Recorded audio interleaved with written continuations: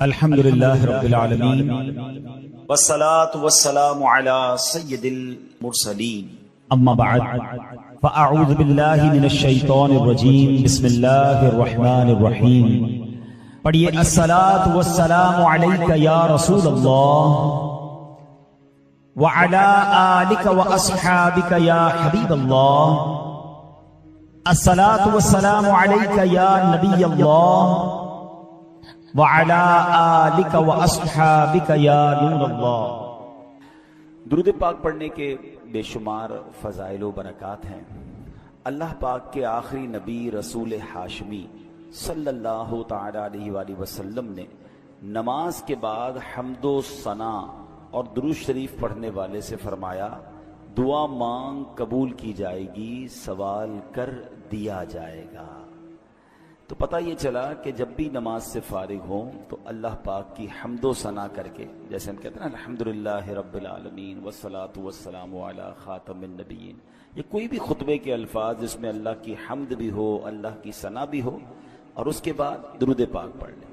یعنی یہ اگر آپ نے نماز کے بعد کام کر لیا اور اب دعا مانگیں تو کیسی قبول ہوتی ہے کہ نبی پاک نے کیا فرمایا کہ دعا مانگ قبول کی جائے گی، سوال کر دیا جائے گا۔ تو یہ خاص پھر قبولیت کا وقت ہو جاتا ہے۔ اور ویسے بھی جمعہ کا دن ہے، آج مبارک دن ہے، اور ہم کوشش کرتے ہیں کہ ہر جمعے کو یہ حدیث پاک ایک بار پھر سن لیا کریں کہ اللہ کے نبی علیہ الصلوۃ والسلام نے فرمایا، جس کا مضمون ہے کہ جو کوئی شخص جمعہ کے دن مجھ پر 200 بار درود پاک پڑھے اس کے 200 برس کے گناہ معاف کر دیے جاتے ہیں۔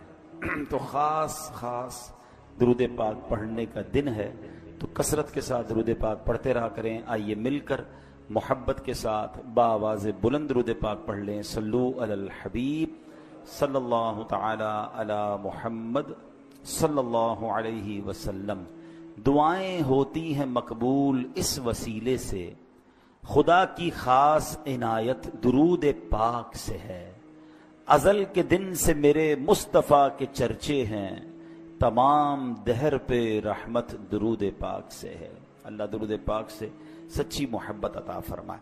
جمعہ کا جو بیان ہوتا ہے اس میں الحمدللہ ہم قرآن کی باتیں، قرآن کریم فرقان حمید کی کچھ آیتیں، پھر اس کے بعد اس کا ترجمہ اور اس سے ملنے والے میسج کو سمجھنے کی کوشش کرتے ہیں۔ آج قرآن پاک کی جو آیت ہے، میں اگر یہ کہوں تو غلط نہ ہوگا کہ قرآن کی اگر مشہور ترین آیتوں میں سے ایک آیت ہے، ویری امپورٹنٹ اور بہت کمال کی آیت۔ پارہ نمبر 2 ہے، سورہ بقرہ ہے، اور آیت نمبر ہے 154۔ اللہ کریم قرآن مجید میں ارشاد فرماتا ہے، وَلَا تَقُولُوا لِمَن يُقْتَلُ فِي سَبِيلِ اللَّهِ أَمْوَاتٌ بَلْ أَحْيَاءٌ وَلَٰكِن لَّا تَشْعُرُونَ۔ بڑی کمال کی آیت ہے۔ اس کا ترجمہ کیا ہے؟ آسان ترجمہ قرآن کنز العرفان۔ اور جو اللہ کی راہ میں مارے جائیں انہیں مردہ نہ کہو، بلکہ وہ زندہ ہیں لیکن تمہیں اس کا شعور نہیں۔ انشاءاللہ اس آیت کے بارے میں جانیں گے، کچھ ذکر کرتے ہیں کربلا والوں کا، اور پھر اسی آیت کے تحت اس میں کچھ بات بھی کریں گے۔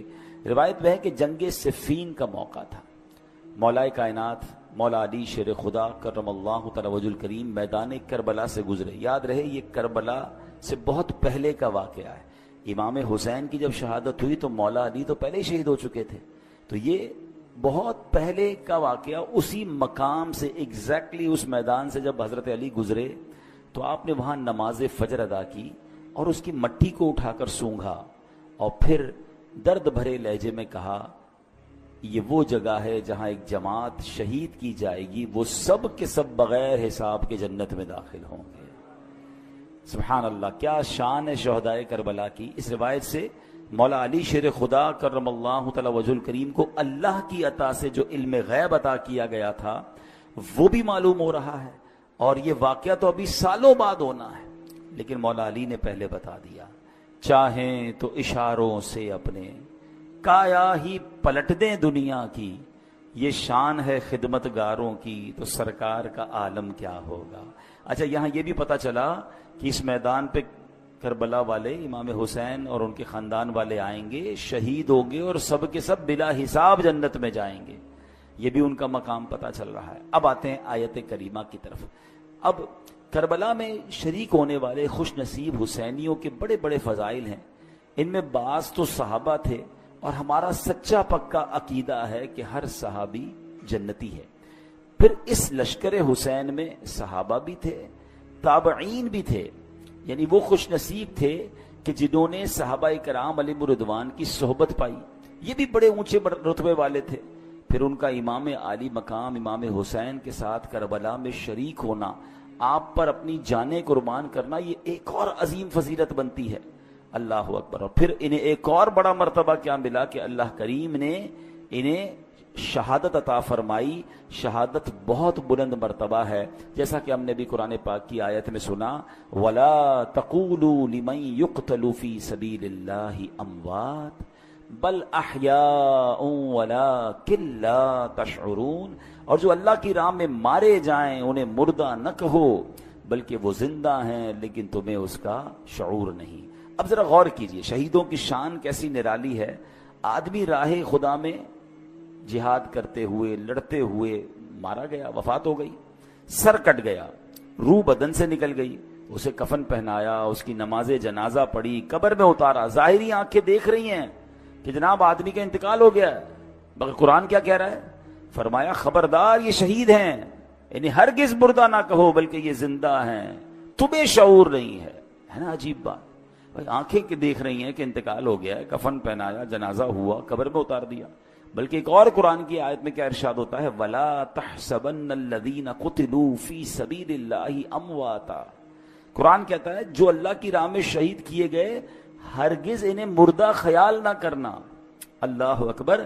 یعنی کہنا تو دور کی بات ہے، اپنے دل میں بھی شہید کو مردہ بھی سوچنا بھی نہیں ہے. دو آیتیں یاد رکھیے کہ ایک جگہ کہا کہ انہیں مردہ نہ کہو، یہ زندہ ہے، تمہیں شعور نہیں ہے. دوسری جگہ فرمایا ان کے بارے میں مرنے یعنی موت کا، یعنی یہ مردہ ہو گئے، اس بات کا خیال بھی دل میں نہیں لانا ہے. اللہ اکبر. کیوں؟ کیونکہ یہ دنیا سے چلا گیا ہے، اللہ پاک کے ہاں اب بھی زندہ ہے، اسے رزق دیا جاتا ہے. اب ذرا آگے چلتے ہیں. ڈاکٹر اقبال نے ایک سمجھ لے کہ بہت پیاری تشریح زندگی کی ہے. وہ لکھتے ہیں برتر از اندیشہ سود و ضیاء ہے زندگی، ہے کبھی جاں کبھی تسلیم جاں ہے زندگی. مطلب کیا ہے کہ یعنی زندگی نفع و نقصان سے بڑھ کر کوئی چیز ہے. سانسیں لیتے رہنا بھی زندگی ہے، اور اللہ پاک کے نام پر سر قربان کر دینا بھی زندگی ہے. موت کو سمجھے ہیں غافل اختتام زندگی، موت کو سمجھے ہیں غافل اختتام زندگی، ہے یہ شام زندگی صبح دوام زندگی. یعنی یہ غافل لوگ سمجھیں کہ بھئی موت ہو گئی تو زندگی ختم ہو جائے گی. نہیں، بلکہ موت زندگی کا اختتام نہیں ہے. ہاں، موت ایک موڑ ہے جہاں سے بندہ فانی زندگی سے نکل کر دائمی اور حقیقی زندگی کا آغاز کرتا ہے. اور یہی ہمارا عقیدہ ہے. ہم اس دنیا میں ایک فانی زندگی گزارنے آئے ہیں. اصل تو جو دائمی ہماری زندگی ہے، ہمیشہ رہنے والی زندگی ہے، جو لمبا عرصہ رہنا ہے، وہ تو آخرت کا ہے. یہاں تھوڑا ٹائم آئے ہیں. پرابلم پتہ کیا ہے کہ ہم اس تھوڑے ٹائم کی فکر زیادہ کر رہے ہیں، اور جو بڑا ٹائم ہے اس کی فکر چھوڑ دی ہے. مثال کے طور پہ آپ دیکھیں نا کہ کچھ لوگوں سے پوچھا جائے کہ یار میں نے ایک جگہ، اب مثال کے طور پہ آپ جاتے ہیں کہیں ٹریول پہ جاتے ہیں 1 مہینے کے لیے، 15 دن کے لیے، تو آپ 15 دن 1 مہینے کے لیے جا کر وہاں گھر تو نہیں خریدتے نا. آپ کرایہ کا گھر لے لیں گے، آپ ہوٹل میں رہ لیں گے، ٹھیک ہے نا. 1-2 بیگ ساتھ لے جائیں گے، پورا گھر اٹھا کے تو نہیں لے جائیں گے. کیوں؟ آپ کہیں گے واپس تو یہیں آنا ہے نا. اصل تو میرا گھر یہ ہے، میں تو ٹریولر کی حیثیت سے بندہ کرایہ کے گھر میں زیادہ خرچ نہیں کرتا. کہتا ہے گھر کرائے کا ہے، اتنا سارا اس کے اوپر لگا دوں گا، میرا تھوڑی ہے، میرے تو چھوڑ کے چلے جانا ہے، کچھ عرصے کے لیے آیا ہوں. کراچی میں بھی کچھ لوگ ایسے ہوتے ہیں جو دیگر شہروں سے جاب کرنے آتے ہیں، کاروبار کرنے آتے ہیں، مگر اصل ان کا دھیان کیا ہوتا ہے کہ میری فیملی گاؤں میں ہے یا فلاں علاقے میں ہے، میں نے وہاں جانا ہے، میں نے گھر بھی بنانا ہے تو وہاں بنانا ہے، کیونکہ میرا مستقل ٹھکانہ یہ نہیں ہے. دنیا میں یہ ساری لاجک سمجھ آتی ہیں، مگر یہ کیوں نہیں سمجھ آتا کہ ایکچولی یہ پوری دنیا ہی میرا ٹھکانہ نہیں ہے. میں یہاں مسافر کی حیثیت سے ہوں. کوئی 50 سال کے لیے آیا ہے، کوئی 60 سال کے لیے آیا ہے، کوئی 70 سال کے بعد چلا جائے گا. ماں باپ کی دعا لگ گئی تو 80-100 سال اس کے بعد تو چلا ہی جائے گا نا. وہاں 25-50-100 سال کی کہانی نہیں ہے. ذرا سمجھیے، حضرت آدم سے لے کر آج تک لوگ قبروں میں جا رہے ہیں. کہاں ہیں وہ؟ بتائیے نا، کہاں ہیں؟ قبروں میں ہے نا. ہزاروں سال ہو گئے، ہزاروں سال سے قبر میں ہے کوئی بندہ، تو بتاؤ دنیا میں تو 60-70 سال رہا، قبر میں ہزاروں سال سے ہے، تو اس کا مطلب بڑا ٹھکانہ تو قبر تھا۔ گھر کی فکر زیادہ ہونی چاہیے تھی، قبر کی زیادہ ہونی چاہیے تھی۔ میں اور آپ مریں گے، وی ڈونٹ نو کہ کب تک قیامت آئے گی، بھائی پتہ نہیں 500 سال، 1000 سال، 2000 سال میں نے قبر میں رہنا ہے۔ اور قبر ایک باکس کا نام نہیں ہے۔ یہ غیر مسلموں کا عقیدہ ضرور ہوتا ہوگا کہ جناب بندہ قبر میں جائے اور اس کے بعد اس کا فنش سب ختم، نہیں، ہمارا ایمان ہے کہ قبر میں حساب سوال بھی ہوں گے، قبر میں جناب عذاب اور جزا ہوگی۔ نبی پاک علیہ الصلوۃ والسلام نے واضح طور پر فرمایا، میرا ایمان، میں نے کلمہ پڑھا اپنے نبی علیہ السلام کا، ان کا فرمان میرے لیے آخری دلیل۔ میرے آقا فرماتے ہیں جس کا مضمون ہے قبر دو طرح کی ہوتی ہے۔ قبرستان جاتے ہیں نا، قبرستان میں اوپر سے قبریں ایک جیسی دکھتی ہیں، ہاں وہ ایک جملہ ہے نا محاورہ، قبر کا حال مردہ جانتا، بالکل ٹھیک ہے۔ آپ مثال کے طور پر ڈیفنس میں چلے جائیں یا کسی ایسی سوسائٹی میں جائیں کہ جس سوسائٹی میں سوسائٹی والوں نے ایک جیسے بنگلے بنائے ہوں، تو آپ کیا کہیں گے، یار بنگلے دیکھ کے تو پتہ ہی نہیں چلتا اندر امیر کون ہے غریب کون ہے۔ پاکستان میں تو خیر اب ہر اسٹائل کا گھر دیکھ کر اندازہ ہو جاتا ہے۔ اگر آپ UK جائیں یا بیرون ملک میں کئی ایسے ملک ہیں جہاں سب گھر ایک جیسے ہوتے ہیں، اندر رہنے والے کا پتہ ہی نہیں چلتا کہ اس میں سے امیر کون ہے غریب کون ہے، کیونکہ سب کے گھر ایک جیسے ہیں۔ بالکل اسی طرح قبرستان ہوتا ہے، سب کی قبریں اوپر سے ایک جیسی دکھتی ہیں، مگر ہمیں نہیں پتا کہ کس کی قبر میں عذاب ہو رہا ہے، کس کی قبر جنت کا باغ بنی ہوئی ہے۔ میرے نبی علیہ الصلوۃ والسلام نے فرمایا نا کہ قبر دو طرح کی ہوتی ہے، دیر از نو تھرڈ آپشن۔ ہاں ایک اور بات سمجھیے، کراچی کی بات کر لیتے ہیں۔ کراچی میں رہنے کے کتنے سارے آپشنز ہیں، کتنی ساری کیٹیگریز بنتی ہیں۔ اگر غور کریں، کچھ لوگ ہیں جو روڈ پہ سوتے ہیں، غریب ہیں بیچارے، گھر نہیں ہے، ایسے بھی آپ کو لوگ کراچی میں ملیں گے۔ کچھ لوگ ہیں جو بیچارے جھونپڑیوں میں رہتے ہیں، ان سے اوپر ہیں مگر بہت غریب ہیں، بیچارے جھونپڑیاں بنا کے رہتے ہیں۔ اور اوپر جائیں تو کچھ لوگ ہوں گے جو غریب علاقوں میں رہتے ہیں، جس کو ہم لوور کلاس کہتے ہیں، ٹھیک ہے۔ پھر اس کے بعد اس سے تھوڑا سا بہتر علاقہ آ جائے گا تو اس کو لوور مڈل کلاس کہتے ہیں، ٹھیک ہے۔ پھر اس کے بعد مڈل کلاس کے علاقے آتے ہیں، اوپر چلیں تو اپر مڈل کلاس ہے، پھر اس کے بعد اپر کلاس ہے، اور آگے جائیں تو کہتے ہیں ایلیٹ کلاس ہے۔ یہ کتنے کیٹیگری بن گئی ہے۔ کراچی میں میرے حساب سے 15 لاکھ کے گھر میں بھی کوئی رہتا ہے اور 150 کروڑ کے گھر میں بھی کوئی رہتا ہوگا، کتنا فرق ہے نا۔ تو کیٹیگریز ہیں، مگر قبر میں دو ہی کیٹیگریز ہیں، یہ سمجھنا ہے۔ نبی پاک نے فرمایا دو کے علاوہ تیسری نہیں ہے، قبر دو طرح کی ہوتی ہے۔ اب میں نے اور آپ نے چوز کرنا ہے اسی زندگی میں لائف اچھی گزار کر کے ان دو میں سے کون سی کیٹیگری میں جانا ہے۔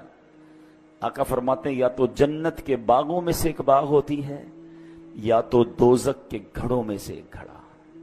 اب پلیز اس بات کو ریئلائز کیجئے، میں ادھر ہمیشہ نہیں رہوں گا، میرا پہلا ٹھکانہ قبر ہے، وہ تو اچھی بنے، دو میں سے ایک ہی بنے گی نا، یا تو جنت کا باغ یا جہنم کا گھڑا۔ فیصلہ کیسے ہوگا؟ فیصلہ اس لائف سے ہوگا کہ جو دنیا میں 50 60 70 سال گزار کر لائے وہ ایسی گزاری کہ اللہ راضی، اس کی حبیب راضی، تو پھر تو جنت کے مزے ہیں قبر میں، پھر تو ٹینشن ہی نہیں ہے۔ حدیث پاک کے ایک الفاظ ہیں بڑے پیارے ہیں کہ جب اللہ کا نیک بندہ قبر میں جاتا ہے نا، جس سے رب راضی ہو، تو پتہ ہے اس کو فرشتے آ کے کیا کہتے ہیں؟ نم کا نومت العروس، سو جا کہ جیسے دلہن سوتی ہے، سکون سے، ہاں جنت کی کھڑکی کھل جائے اور وہ مزے میں۔ لیکن اللہ جس سے ناراض ہوا، نبی پاک علیہ الصلوۃ والسلام کی احادیث میں مضمون ملتا ہے، میرے آقا نے نا دونوں ہاتھ ملا کر بتایا کہ بے نمازی کو قبر ایسے دبائے گی کہ اس کی پسلیاں ٹوٹ پھوٹ کر ایک دوسرے میں پیوست ہو جائیں گی۔ آج کل عید کے دنوں میں یا کبھی دوست کوئی ملے ذرا جاندار قسم کا، زور سے دبا دے تو چیخ نکل جاتی ہے۔ تو جب قبر دبائے گی نا تو نبی پاک نے یہ فرمایا، اب یہ تو صرف بے نمازی کی سزا ہے، سود خور ہے، ظلم کرنے والا ہے، قتل کرنے والا ہے، زیادتی کرنے والے ہیں، اللہ کو ناراض کرنے والے کام چھوڑ دیں، ہم یار ہمیشہ نہیں رہیں گے، اس بات کو سمجھ جائیں۔ میں پھر یہ شعر سناتا ہوں، کیا کمال کی بات ہے، اللہ کرے سمجھ آ جائے۔ موت کو سمجھے ہے غافل اختتام زندگی، ہے یہ شام زندگی صبح دوام زندگی۔ اصل زندگی تو اس زندگی کے بعد شروع ہونی ہے۔ میں اور آپ یہاں پر آئے پھر کیوں ہیں بھائی؟ ہم ایک ٹیسٹ دینے آئے ہیں۔ Please try to understand. آپ سب نے ٹیسٹ دیے ہوں گے، آپ میں سے کوئی اسکول کا ٹیسٹ دیا ہوگا، کسی نے مدرسے کا دیا ہوگا، کسی نے کالج کا دیا ہوگا۔ ٹیسٹ روم میں ہمارا فوکس کیا ہوتا ہے؟ پیپر ٹھیک ہو جائے. کوئی اور کام نہیں کرتے, ادھر جا کے کوئی سوتا نہیں ہے تکیہ لے کے کہ بھائی چلو 3 گھنٹے کا پیپر ہے 2 گھنٹے سو جاؤں اور اس کے بعد آدھا گھنٹہ کھیل کود کر لوں, آخری آدھا گھنٹہ دیکھ لوں گا, اتنی دیر میں 2 گھنٹہ بچ جائے گا, چلو بھائی پیپر واپس کرو. ایگزیکٹلی زندگی ایسی ہی ہے. اور میں نہیں کہہ رہا میں کو قرآن کی آیت سناؤں گا, اور تقریباً وہ آیت سناؤں گا جو آپ سب نے کئی بار سنی ہوگی. وہ کون سی آیت ہے؟ اللہ قرآن میں فرماتا ہے الذی خلق الموت والحیات لیبلوکم ایکم احسن عملا. کچھ سنی لگ رہی ہے نا, یہ سورہ ملک میں آیت ہے. اللہ کیا فرماتا ہے؟ ہم نے موت اور زندگی کو اس لیے پیدا کیا کہ دیکھیں تم میں سے کون اچھے عمل کر کے آتا ہے. یعنی اٹ مینس مجھے اور آپ کو بھیجا گیا ہے, اور اب واپس جب جائیں گے نا تو پھر چیک کیا جائے گا کہ کون اچھے عمل کر کے لایا. دیٹ از دا ریزن, اس لیے آیا ہوں میں یہاں پر. نہیں مگر یہاں تو قبر کی فکر ہی ختم, موت کی تو بات ہی کوئی نہیں کرتا نا. مرنے کی بات نہ کرو بھائی, کوئی اور بات کرو. پلاننگ بتاؤ اگلے 5 سال بعد کیا کرنا ہے, 10 سال بعد کیا کرنا ہے, اگلا فیوچر کیا ہوگا, دنیا میں کیا دیکھنا ہے. اچھا میرے اللہ نے دنیا بھی بڑی اچھی بنائی ہے, ہمیں دنیا میں انجوائے کرنے سے منع نہیں کیا, ہمیں کھانے پینے گھومنے پھرنے فیملی کو ٹائم دینے سے منع نہیں کیا, مگر اس میں کنڈیشن ایک ہی رکھی گئی ہے, یہ سب کام کرنے ہیں حرام کام سے بچ کر. بچوں کو کھلائیں اس کا ثواب ہے, فیملی پہ خرچ کریں اس کا ثواب ہے, بچوں کو خوش کریں اس کا ثواب ہے, اپنے دوستوں کو کھانا کھلائیں اس کا بھی ثواب رکھا گیا. مگر نیت کیا ہے؟ تفاخر کی, غرور کی, پراؤڈ کی, لوگوں پر روب جمانے کی نہیں. نیت اللہ کی رضا. پھر اس کے بعد حرام کام اس میں ایڈ کر دیتے ہیں ہم. بچوں کو کھلاتے کھلاتے بچوں کو حرام جگہ پہ لے جاتے ہیں, بچوں کو خوش کرتے کرتے ان کو سنیما لے جاتے ہیں. خوش کریں نا, کس نے بنا کیا ہے, لیکن حرام چیزوں سے بچیں. تو ایسی بہت ساری ڈیٹیل ہے, لیکن میں نے بس چلے, میرا موضوع چونکہ آج شہید ہے, لیکن بات چلی تو میں اس طرف لے گیا کہ مجھے اور آپ کو بھی جس طرح دنیا میں اپنے گھر کی فکر ہے, جس طرح دنیا میں رہنے کے کل کیا ہوگا, سال بعد کیا ہوگا, 5 سال بعد کیا ہوگا, سوچتے رہتے ہیں. تو یار یہ تو سوچو قبر میں کیا ہوگا, وہاں سوالات کے جوابات دے سکوں گا کہ نہیں, میری قبر جنت کا باغ بنے گی کہ نہیں. اچھا قبر پہ ہی معاملہ ختم تھوڑی ہے, قبر کے بعد تو پھر محشر کا دن ہے, اور پھر آگے جنت اور دوزخ کا فیصلہ ہے. لیکن بڑی خوبصورت بات علماء فرماتے ہیں, قبر پہلی منزل ہے. جو ادھر کامیاب ہو گیا نا وہ آگے بھی کامیاب, یعنی پہلا ٹیسٹ پاس ہو گیا ہے تو آگے بھی خیر ہے. ادھر ہی پھنس گیا. حضرت عثمان غنی رضی اللہ تعالیٰ عنہ کتنی عظیم ہستی ہیں, آپ عشرہ مبشرہ میں سے ہیں, ذوالنورین ہیں, قطعی جنتی ہیں, نبی پاک سے کئی بار جنت کی بشارت سنی ہے. مگر جب قبرستان جاتے تھے نا تو زارو کتار روتے تھے, داڑھی آنسوؤں سے تر ہو جاتی تھی. تو کسی نے کہا آپ کے سامنے محشر کا ذکر ہوتا ہے, آپ نہیں روتے, جہنم کا ذکر ہوتا ہے, اتنا نہیں روتے, لیکن آپ جب قبرستان جاتے ہیں تو بہت روتے ہیں.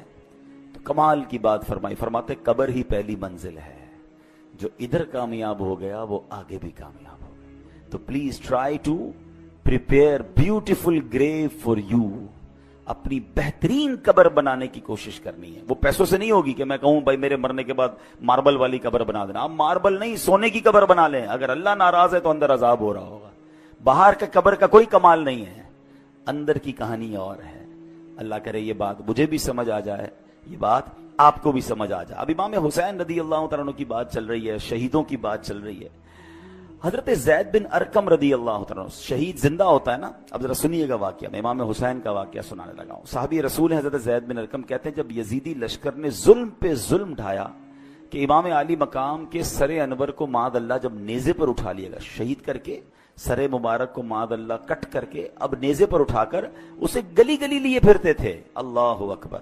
وہ سمجھتے تھے کہ ہم ان کو معاذ اللہ ان کی عزت ختم کر رہے ہیں, بلکہ یہ نیزے پر سر مبارک کو لے کر گھومنا بھی ان کی عزتوں کو بڑھا رہا تھا. کیا خوبصورت بات شاعر لکھتے ہیں نا, سر شہیدان محبت کے ہیں نیزوں پر بلند,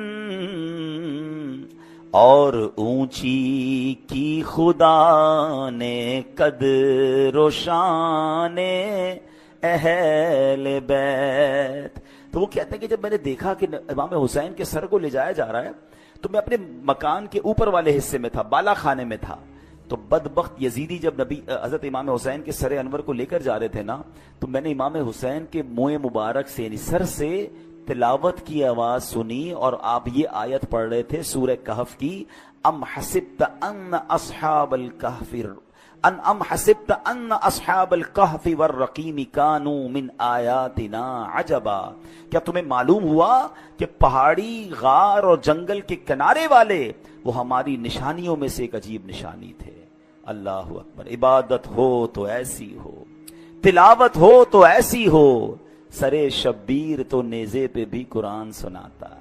یہاں امام حسین کے چاہنے والوں کو ایک میسج بھی ہے کہ میرے امام تو تلوار پر، نیزے پر بھی قرآن پڑھتے تھے، اور آج پنجتن کے غلام کہلانے والوں کو کیا قرآن پڑھنا آتا ہے؟ اور پھر آتا ہے تو پڑھتے کتنا ہے؟ ایسا نہ کریں۔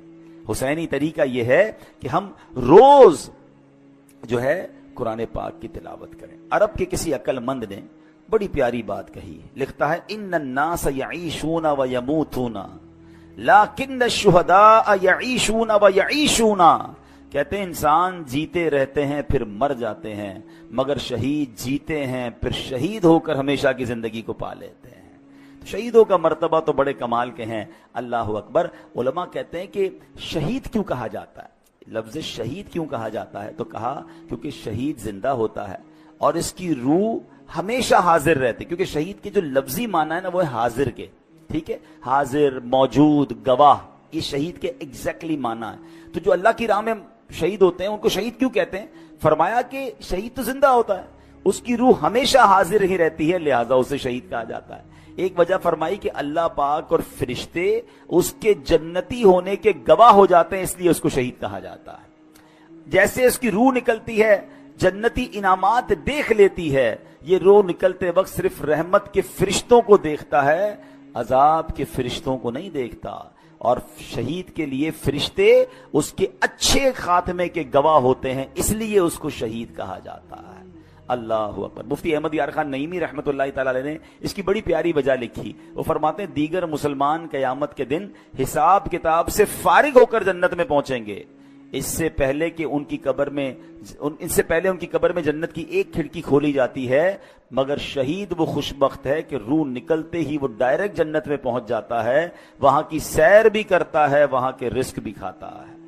تو یہ مرتبہ ہوتا ہے شہید کا۔ اور شہید سے اللہ کریم جب قیامت کے دن پوچھے گا نا کہ اور تمہیں کچھ چاہیے، تو کہیں گے یا اللہ تو نے جنت کی سیر کی اجازت دی ہے، ہم جنت کے نعمتیں کھاتے ہیں، اور کیا چاہیے گا؟ اور کچھ چاہیے؟ جب 3 بار سوال ہوگا، اللہ اکبر، تو پھر شہید کہے گا کہ یا اللہ مجھے واپس بھیج دے، میں پھر تیری راہ میں شہید ہونا چاہتا ہوں۔ شہادت کا مرتبہ اور اس کا لطف اور اس کا مزہ یہ ہے کہ بندہ پھر شہید ہونا چاہتا ہے۔ تو یہ ہے شہیدوں کا مرتبہ اور کمال۔ اے میرے پیارے اسلامی بھائیوں، اب نبی پاک علیہ الصلوۃ والسلام ایک بار منبر پر خطبہ ارشاد فرما رہے تھے۔ ایک صحابی حاضر ہوئے، یا رسول اللہ صلی اللہ علیہ وسلم، اگر میں ثواب کی امید پر راہ خدا میں لڑوں، بہادری بھی دکھاؤں، پیٹھ پھیر کر نہ بھاگوں، آخر شہید ہو جاؤں تو کیا میرے سارے گناہ بخش دیے جائیں گے؟ فرمایا ہاں تمہارے سارے گناہ بخش دیے جائیں گے، مگر قرض کی معافی نہیں ہوگی۔ ابھی تک تو ہم شہید کا مرتبہ سن رہے ہیں نا، مگر اب ذرا یہ بات غور سے سنیے۔ نبی پاک ایک حدیث میں میرا آقا نے فرمایا اول ما یحراق من دم الشہید یغفر له ذنبه كله الا الدین۔ آقا فرماتے ہیں شہید کے خون کا پہلا قطرہ گرتے ہی اس کے سب گناہ بخش دیے جائیں گے، ہاں قرض معاف نہیں ہوتا۔ نبی پاک علیہ الصلوۃ والسلام کا یہ معمول تھا کہ جب جنازہ آتا نا تو آپ پوچھتے تھے کہ اس پر کوئی قرض تو نہیں ہے، اور جب قرض ہوتا تو آقا فرماتے میں جنازہ نہیں پڑھاؤں گا، یا فرماتے کہ کوئی قرض کا ضامن بن جائے پھر میں جنازہ پڑھاؤں گا۔ حالانکہ جس کے اوپر قرض ہو، اس کا انتقال ہو، اس کا جنازہ پڑھنا جائز ہے، مگر نبی پاک علیہ الصلوۃ والسلام اس کی اہمیت بیان کرنے کے لیے فرمایا کرتے تھے۔ تو نبی پاک نے ایک بار فرمایا، ایک جنازہ لایا گیا نا، حضرت انس بیان کرتے ہیں کہ نبی پاک علیہ الصلوۃ والسلام کی بارگاہ میں ایک جنازہ لایا گیا، تو پیارے آقا نے پوچھا کہ اس پر کوئی قرض ہے؟ لوگوں نے عرض کی جی ہاں یا رسول اللہ اس پر قرض ہے۔ ارشاد فرمایا ایسے آدمی پر میرا جنازہ پڑھنا کیا فائدہ دے گا جس کی روح قرض کے بدلے اس کی قبر میں گروی رکھی ہوئی ہے، گروی رکھی ہوئی ہو اور آسمان کی طرف بلند نہ ہو۔ اگر تم میں سے کوئی اس کے قرض کا ضامن بنتا ہے تو میں اس کی نماز جنازہ پڑھا لیتا ہوں، کیونکہ میرا اس کی نماز جنازہ پڑھنا اسے نفع دے گا۔ یعنی قبر میں روح گروی رکھ دی جاتی ہے، آسمان کی طرف بلند نہیں ہوتی ہے اگر کوئی مقروض ہو کر مرتا ہے۔ اے میرے پیارے اسلامی بھائیوں، آج کتنا یہ چیز وبا عام ہو گئی ہے، لوگ لاکھوں روپے دبا لیتے ہیں۔ کاروباری لوگ مجھے سن رہے ہیں، بعد میں یہ بیان سنا جائے گا، کبھی بھی قرض نہ لیں، قرض کی کوشش کریں کہ آپ پر قرض ہی نہ آئے، لیکن اگر قرض لیں تو پھر اسے وقت پر ادا کریں۔ ہاں آج کل تو معاملہ ہی الگ ہے نا، قرض لیتے وقت بندہ اور ہوتا ہے اور لینے کے بعد انداز ہی بدل جاتا ہے۔ بندہ کہتا ہے یہ وہی آدمی تھا جس کو پیسے دیے، بڑی منتیں کر کے بڑی ریکویسٹ کر کے پیسے لیے تھے، اب پیسے لینے کے بعد نہ فون اٹھا رہا ہے نہ جواب دے رہا ہے، بیچارہ جس کے پیسے وہ دھکے کھا رہا ہے۔ یہ نہ کیا کریں۔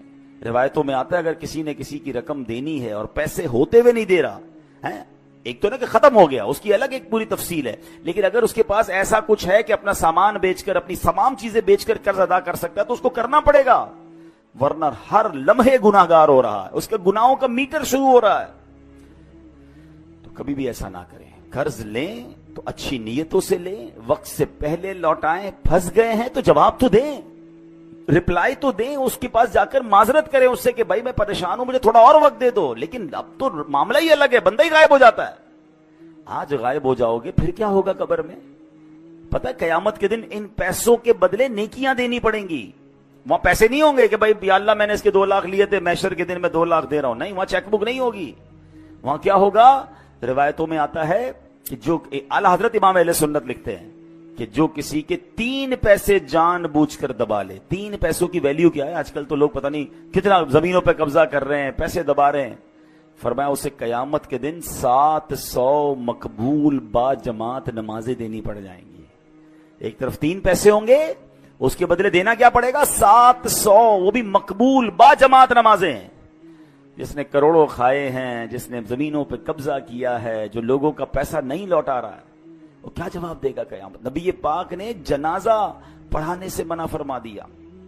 اے میرے پیارے اسلام بھائی، نبی پاک نے ارشاد فرمایا جن گناہوں سے اللہ پاک نے منع کیا ہے ان میں سے رب کریم کے نزدیک سب سے بڑا جرم یہ ہے کہ انسان قرض لے کر مرے جس کی ادائیگی کے لیے مال نہ چھوڑے۔ تو یہ نہ کیا کریں۔ ہاں اب ایک اور پرابلم، پیسے لیے کاروبار میں تو چلتا رہتا ہے، بھائی کسی کا کریڈٹ ہے، کسی کا ڈیٹ ہے، میں نے کسی کو پیسے دینے ہیں، کسی سے لینے ہیں، لیکن اس کو اچھی طریقے سے لکھت پڑھت کریں، وقت پر پیسے دیا کریں، اور اگر آپ کو لگتا ہے کہ ابھی جس کو دینے وہ نہیں مل رہا یا آگے پیچھے ہو گیا تو اس کو وصیت کر کے جائیں، اپنے بچوں کو بتا کر جائیں۔ کسی کا انتقال ہوتا ہے، اگلے لوگ پریشان ہو جاتے ہیں کہ یار اس نے کسی کو گھر میں بتایا نہیں میرے پیسے ہیں۔ یعنی کتنی عجیب بات ہے کہ میں نے کسی کو رقم دینی ہے یا اس کی کوئی امانت میرے پاس ہے، میرے سوا کسی کو پتہ ہی نہیں ہے۔ یہ بہت بڑی بے وقوفی اور جہالت ہے جو عذاب قبر میں گرفتار کر سکتی ہے۔ بھائی اگر آپ کو کسی نے امانت دی ہے، کوئی رقم دی ہے، تو آپ لکھیں اس کو، اپنے بچوں کو بتائیں، اس کو بھی بتا دیں کہ بھائی مجھے کچھ ہو گیا تو یہ میرا بیٹا ہے، یہ میری فیملی ہے، تمہیں یہاں سے مل جائیں گے، تاکہ اس کو بھی تسلی ہو۔ آج کل تو اچھا یہ بھی ہمارے لوگ بھی بڑے بھولے بھالے ہیں، کروڑوں روپے کا کاروبار کریں گے، گھر میں کسی کو نہیں جانتے، صرف اسی کو جانتے ہیں، نہ اس کے بیٹے کا پتہ، نہ گھر کا پتہ، بعض اوقات تو گھر کدھر ہے یہ بھی نہیں پتا۔ تو اگر جینے کی تمنا ہے تو کچھ پہچان پیدا کر، تبھی تو شریعت کہتی ہے کہ لکھت پڑھت کر لیں، کوئی کانٹریکٹ کر لیں، 2 گواہ ہونے چاہیے، کل کچھ ہو گیا تو آپ کے پاس کوئی چیز تو ہو۔ یہاں ہماری بھی غلطی ہوتی ہے، لیکن بالخصوص ان لوگوں کو سوچنا چاہیے کہ جن پر لوگوں کا آتا ہے اور انہوں نے دینے کا انتظام پراپر نہیں کیا، کیونکہ ہم تو چلے جائیں گے۔ ابھی میں نے بہت تفصیل سے بتایا کہ قبر کتنی بڑی ہماری منزل ہے۔ قبر میں اگر ہم عذاب سے بچنا چاہتے ہیں تو اپنے اوپر قرض چھوڑ کر نہ جائیں، اور اگر قرض چھوڑ کر جائیں تو اس کی وصیت ہو، اس کا انتظام ہو، اس کی سب سے پہلے دیکھیں نا، میت کے انتقال کے بعد شریعت کا حکم کیا ہے کہ اس کا مال ورثاء میں بعد میں تقسیم ہوگا، پہلے اس کا قرض ادا کیا جائے گا۔ لیکن میں نے اگر قرض بتایا ہی نہیں کسی کو، گھر والوں کو، اور بعد میں گھر والوں کی تربیت بھی نہیں کی، بھائی ابو مر گئے، بھائی اب ابو سے بات کریں، ہم نے نہیں دینا، بیٹے بھی ایسے کہہ دیتے ہیں۔ ان بیٹوں کو بھی چاہیے، ان اولاد کو بھی چاہیے کہ اپنے باپ پر، مرحوم پر بوجھ نہ رکھیں قرض کا۔ کہ آپ نے حدیث پاک سن لی ہے کہ نبی پاک نے جنازہ پڑھانے سے انکار فرمایا، اس سے بڑی تنبیہ کیا ہو سکتی ہے؟ اللہ کرے کہ یہ بات ہمیں سمجھ آ جائے۔ ہم شہیدوں کے حوالے سے بات کر رہے تھے، اب یہاں پر ہم دیکھیں نا، آج کے دور میں تو جہاد کرنا، دشمن فوج سے لڑنا اسلامی ریاست میں پہلے فوج کا کام ہے۔ اللہ پاک ہمارے ان فوجی جوانوں کو سلامت رکھے جو ہماری سرحدوں کی حفاظت کرتے ہیں اور اللہ کی راہ میں شہید ہوتے ہیں، لیکن ہم کیسے شہید کا رتبہ پائیں؟ ہم تو سویلین ہیں۔ سبحان اللہ، ہمارا اسلام کتنا کمپلیٹ ہے۔ اب سنیے، نبی پاک علیہ الصلوۃ والسلام نے کیا خوبصورت فرمایا، من سأل اللہ الشہادۃ مخلصا اعطاہ اللہ اجر شہید وان مات علی فراشہ۔ میرے آقا فرماتے ہیں مسند امام احمد کی حدیث کہ جو سچے دل سے شہادت کی دعا کرے وہ اگرچہ بستر پر ہی مر جائے اللہ پاک اسے شہیدوں والا ثواب عطا فرمائے گا۔ ہم دعا تو کر سکتے ہیں نا کہ اللہ مجھے شہادت والی موت عطا فرما۔ اچھا، حضرت عمر فاروق رضی اللہ تعالیٰ عنہ کمال دیکھیں، آپ کی دعا کیا تھی؟ اللہم ارزقنا شہادتا فی سبیلک واجعل موتی فی بلد رسولک۔ اے اللہ مجھے شہادت والی تیری راہ میں موت بھی دے اور تیرے حبیب علیہ الصلوۃ والسلام کے شہر مدینے میں موت دے۔ اچھا، اس زمانے میں صحابہ کرام حیران ہوتے تھے کہ حضرت عمر کیسی دعا کر رہے ہیں، مدینہ کیپٹل ہے، اس پر تو حملہ نہیں ہونا، ادھر تو فوج بھی ہے، چیزیں ہیں، یہاں کیسے شہادت ملے گی ان کو؟ یہ دعا کرتے رہتے تھے۔ اللہ نے کیسی دعا قبول کی کہ عین مدینہ پاک میں مسجد نبوی کے اندر مصلی رسول پر امام حضرت عمر فاروق نماز فجر پڑھا رہے ہیں۔ آپ جگہ تو دیکھیں، مسجد نبوی، نبی پاک کا مصلی اور فجر کی نماز کی امامت کر رہے ہیں، اور اس نماز کے اوپر آپ پر، نماز کے دوران آپ پر حملہ ہوتا ہے اور اللہ کریم آپ کو شہادت کا مرتبہ عطا فرماتا ہے۔ تمنا تھی نا، ہم تو یہ تمنا بھی نہیں کر رہے ہوتے۔ تو شہید، اگر شہید شہادت کا رتبہ، ہم دعا کریں اللہ سے، اللہ پاک کریم ہے، ہمیں موقع مل سکتا ہے۔ اسی طرح بہت خوبصورت ایک حدیث ہے، حضرت عبداللہ ابن عمر سے روایت ہے کہ رسول ذیشان مکی مدنی سلطان صلی اللہ علیہ وسلم نے فرمایا، جو چاشت کی نماز پڑھے، ہر مہینے 3 روزے رکھا کرے، سفر ہو یا حضر، یعنی سفر میں ہو یا گھر پہ ہو، کسی حال میں بھی نماز وتر نہ چھوڑے، اس کے لیے شہید والا ثواب لکھ دیا جاتا ہے۔ تو یہ 3 کام غور کر سن لیں کہ چاشت کی نماز۔ اچھا، اشراق اور چاشت بہت پیاری نمازیں ہیں، بڑے اس کے فضائل ہیں، اور یہ ہم کب پڑھ سکتے ہیں؟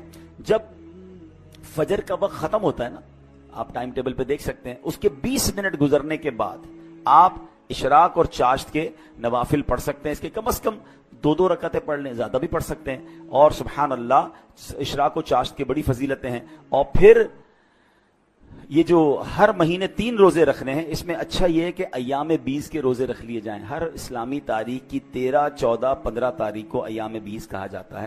ان دنوں میں اگر آپ روزے رکھ لیں گے انشاءاللہ تو سبحان اللہ یہ سنت کی ادائیگی کی نیت سے پیر کا روزہ بھی رکھ سکتے ہیں۔ تو یہ 3 روزے اگر اللہ کرے ہماری عادت بن جائے تو شہادت کا مرتبہ مل رہا ہے، تو اور کیا چاہیے؟ حضرت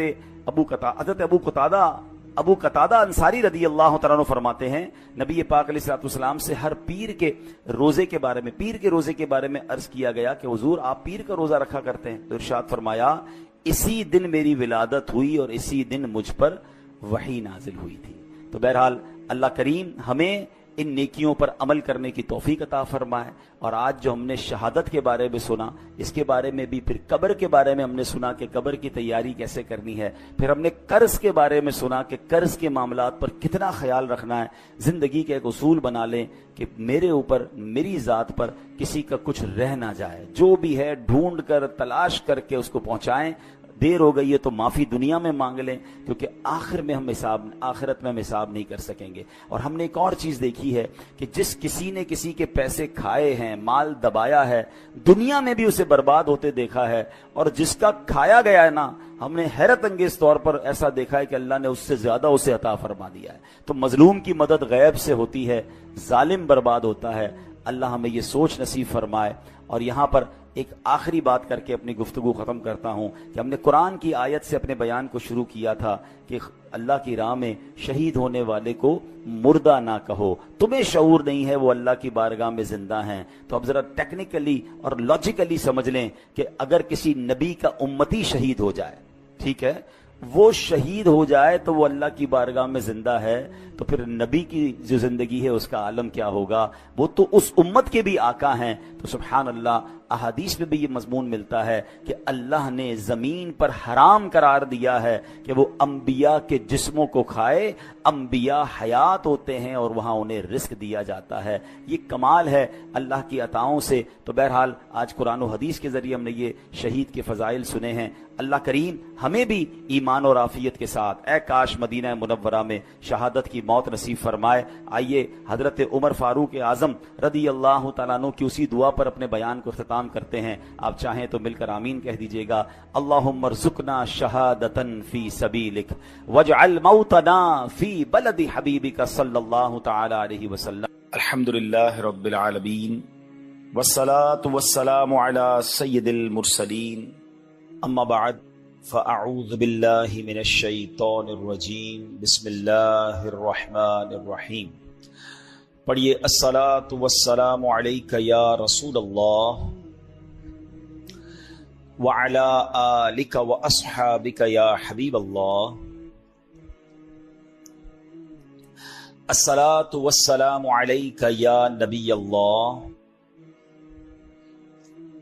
وعلی آلک واصحابک یا نور اللہ. درود پاک پڑھنے کے بے شمار فضائل و برکات ہیں. سرکار دو عالم نور مجسم صلی اللہ تعالی علیہ وسلم کا فرمان ہے من صلی علی یوم الجمعۃ 200 صلاۃ، جس نے مجھ پر جمعہ کے دن 200 بار درود پاک پڑھا، غفر لہ ذنب 200 عام، اس کے 200 سال کے گناہ معاف ہو جائیں گے. صلو علی الحبیب صلی اللہ تعالی علی محمد صلی اللہ علیہ وسلم. قرآن پاک کی کچھ آیتیں اور ان آیتوں کا ترجمہ اور پھر اس کے تحت کچھ باتیں سیکھتے ہیں. آج قرآن پاک کی ایک آیت کو ہم سنیں گے.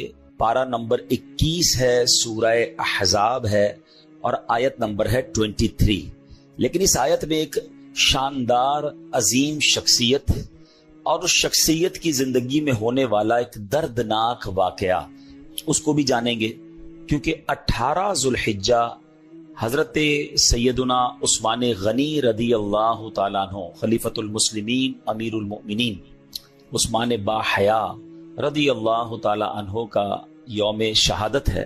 آج انشاءاللہ قرآن پاک ہی کے ذریعے شان عثمان غنی رضی اللہ تعالیٰ عنہ سننے کی کوشش کریں گے. ایک ایسا واقعہ آپ کی لائف میں پیش آیا اور اس یوں سمجھے کہ جب بھی اس واقعے کو سنتے ہیں دل غمزدہ بھی ہو جاتا ہے، اور آپ کی مظلومیت، پھر آپ کا اللہ کی رضا پر راضی رہنا، آپ کا صبر کیسا تھا، یہ سب جاننے کو موقع ملتا ہے. اللہ قرآن مجید فرقان حمید میں ارشاد فرماتا ہے من المؤمنین رجال صدقوا ما عاهدوا الله علیہ فمنهم من قضى نحبه ومنهم من ينتظر وما بدلوا تبدیلا. ترجمہ کنز العرفان. مسلمانوں میں کچھ وہ مرد ہیں جنہوں نے اس عہد کو یعنی اس وعدے کو سچا کر دکھایا جو انہوں نے اللہ سے کیا تھا. تو ان میں کوئی اپنی منت پوری کر چکا اور کوئی ابھی انتظار کر رہا ہے اور وہ بالکل نہ بدلے. سبحان اللہ. پیارے اسلامی بھائیو، حضرت عثمان غنی رضی اللہ تعالیٰ عنہ عظیم صحابی رسول ہیں، مسلمانوں کے تیسرے خلیفہ ہیں، سابقین اولین یعنی اعلان نبوت کے بعد جلد ہی ایمان قبول کرنے والوں میں سے ہے. اسلام قبول کرنے میں آپ کا 4 یا 5واں نمبر ہے. اس سے آپ کو اندازہ ہوگا کہ ون آف دا ارلیسٹ، سب سے اولین اسلام قبول کرنے والوں میں حضرت عثمان غنی رضی اللہ تعالیٰ عنہ. عشرہ مبشرہ یعنی جو جن 10 صحابہ کو جنت کی خوشخبری نبی پاک نے اپنی زبان مبارک سے عطا فرمائی، اعلیٰ حضرت ان کے بارے میں کہتے ہیں نا وہ 10 جن کو جنت کا مژدہ ملا، یعنی وہ 10 شخصیات جن کو جنت کی خوشخبری ملی، وہ 10 جن کو جنت کا مژدہ ملا، اس مبارک جماعت پہ لاکھوں سلام. حضرت عثمان غنی از ون آف دیم. آپ بھی ان 10 خوش نصیب صحابہ میں سے ہیں. اچھا، پھر نبی پاک علیہ الصلوۃ والسلام کا ان پر اعتماد دیکھیں کہ پیارے آقا علیہ الصلوۃ والسلام نے ایک کے بعد اپنی دوسری صاحبزادی کا نکاح حضرت عثمان غنی رضی اللہ تعالیٰ عنہ سے کیا. یعنی کسی بھی نبی کی، صرف نبی پاک کی نہیں، کائنات میں is one and only in all universe, پوری دنیا میں کوئی ایک بندہ ایسا نہیں ہے حضرت عثمان غنی رضی اللہ تعالیٰ عنہ کے علاوہ کہ جن کے نکاح میں کسی بھی نبی کی 2 بیٹیاں آئی ہوں. یہ صرف اور صرف اعزاز ملا ہے حضرت عثمان غنی رضی اللہ تعالی عنہ کو. اچھا، یہاں اس میں بڑے اعتماد کی بات بھی پتہ چلتی ہے. جو بڑی عمر کے لوگ بیٹھے ہیں اور جن کی بچیاں جوان ہو جائیں، میری بات جلدی وہ سمجھیں گے، یا بڑے بھائی ہیں جنہوں نے اپنی بہنوں کا رشتہ کیا ہوگا، کہ بہن کا رشتہ کرنا یا اپنی بیٹی کا رشتہ کرتے ہوئے والد کو بڑی فکر ہوتی ہے، بھائی کو یہ بڑی فکر ہوتی ہے کہ کسی اچھے گھرانے میں کسی اچھے شخص کے یہاں رشتہ ہو جائے. اچھا، یہ ایک ایسا زندگی کا یوں سمجھے رسک ہے، یہ ایک ایسا فیصلہ ہے جو شادی کے بعد ہی پتا چلتا ہے۔ کوئی بندہ ایسا نہیں ہوتا ہوگا کہ جو اپنی بیٹی کا رشتہ غلط آدمی سے کرے، اپنے طور پر اس نے چیک کر ہی لیا ہوتا ہے، لیکن کہتے ہیں لفافہ کھلنے کے بعد ہی پتا چلتا ہے کہ اندر سے کیا نکلا ہے۔ یہ شادی کے جتنے بھی جھگڑے ہیں جو شادی کے بعد معاذ اللہ طلاقیں ہو جاتی ہیں یا ظلم زیادتی کی داستانیں ہم سنتے ہیں، ایسا نہیں ہر جگہ مرد ہی غلط ہو، عورت کی بھی غلطی ہوتی ہے، لیکن دونوں خاندان اپنے طور پر پوری انکوائری نارملی کر لیتے ہیں۔ بہت کم لوگ ہوں گے جو نہیں کرتے، لیکن پتہ نہیں کیا ہوتا ہے کہ اس سے پہلے اتنے اچھے طریقے سے لوگ مل رہے ہوتے ہیں، اتنا پیار سے مل رہے ہوتے ہیں، جب بھی ملے بڑے بااخلاق ہوتے ہیں، اور شادی کے بعد اصل کہانی کھلتی ہے کہ بھائی اندر سے نکلا کیا۔ تو یہ one of the biggest risk of the life ہوتا ہے۔ اللہ پاک سب کے رشتوں میں خوشیاں عطا فرمائے، جن کے رشتے ہونے اللہ ان کو ایک بہت ہی نیک صورت نیک سیرت پارٹنر عطا فرمائے، لائف خوشگوار گزرے۔ لیکن یہ ہوتا ہے، لیکن ایک باپ اپنی بیٹی کا کہیں رشتہ کرے اور اس بیٹی کا انتقال ہو جائے، اب وہی والد اپنی دوسری بیٹی جس گھر میں دے اسی گھر میں دے، تو آپ سوچیں کہ پہلی بیٹی کے ساتھ کتنا شاندار ایکسپیرینس ہوا ہوگا، کتنا شاندار برتاؤ انہوں نے کیا ہوگا کہ اپنی دوسری بیٹی بھی اگر بندہ اسی کے گھر میں دے دے۔ تو حضرت عثمان غنی رضی اللہ تعالیٰ عنہ کی یہاں پر کتنی بڑی شان ہے کہ سرکار دو عالم علیہ الصلوۃ والسلام کی ایک صاحبزادی جب حضرت عثمان غنی رضی اللہ تعالیٰ عنہ کے نکاح میں جاتی ہیں تو نبی پاک علیہ الصلوۃ والسلام ان کا انتقال ہو جاتا ہے، پھر پیارے آقا علیہ الصلوۃ والسلام اپنی دوسری بیٹی ان کے نکاح میں دیتے ہیں، اور اس طرح کا فرمان بھی ملتا ہے جس کا مضمون ہے کہ میری 40 بیٹیاں ہوتی اور ایک کے بعد، یعنی یہ یاد رہے کہ ایک وقت میں 2 بہنیں کسی کے نکاح میں نہیں آ سکتی، ٹھیک ہے، یہ جائز نہیں ہے، مگر ایک کے بعد ایک کا انتقال ہو اور دوسری بیٹی دی جائے، تو آپ فرماتے ایک کے بعد مجھے ایک ایک کر کے 40 بیٹیاں دینی پڑتی تو میں عثمان غنی کے نکاح میں دیتا۔ تو یہ انداز، یہ محبت، یہ پیار، تو یہ ہمیں سمجھ آتا ہے کہ کیا عظیم شخصیت تھے حضرت عثمان غنی رضی اللہ تعالیٰ عنہ، اور سبحان اللہ اسی مبارک وصف جو دنیا میں کسی اور کو حاصل نہیں ہے، اس لیے ان کو کیا کہا جاتا ہے؟ ذو النورین۔ کیا کہا جاتا ہے؟ اچھا یہ ایسا مشہور لقب ہے نا، آپ صرف پاکستان میں نہیں، آپ افریقہ میں جا کے کسی مسلمان سے پوچھیں ذو النورین کون ہے، کسی عربی سے پوچھیں، کسی انڈونیشین سے پوچھیں، all around the world everybody knows him as ذو النورین۔ سبحان اللہ، ذو النورین کا مطلب ہے 2 نور والا، ٹھیک ہے۔ اور اعلیٰ حضرت امام اہل سنت بڑی پیاری بات لکھتے ہیں، آپ فرماتے ہیں نور کی سرکار سے پایا دوشالہ نور کا، نور کی سرکار سے یعنی نبی پاک کے دربار سے دوشالہ یعنی 2 چادریں نور کی آپ کو ملی ہیں۔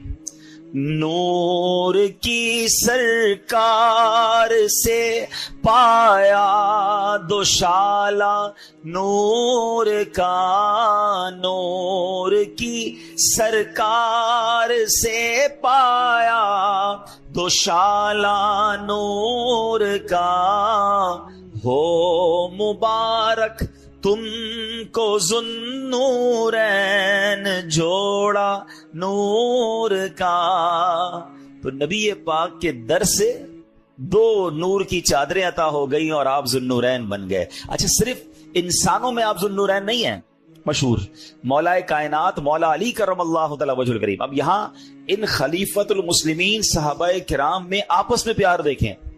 مولا علی فرماتے ہیں کہ عثمان وہ ہیں کہ انہیں فرشتے ذو النورین کہتے ہیں، رسول اللہ صلی اللہ علیہ وسلم کے داماد ہیں، پیارے آقا علیہ الصلوۃ والسلام نے انہیں جنت کی بشارت دی ہے۔ یہ کون کہہ رہا ہے؟ مولا علی شیر خدا کرم اللہ تعالی وجہ الکریم فرماتے ہیں، نبی کے نور 2 لے کر وہ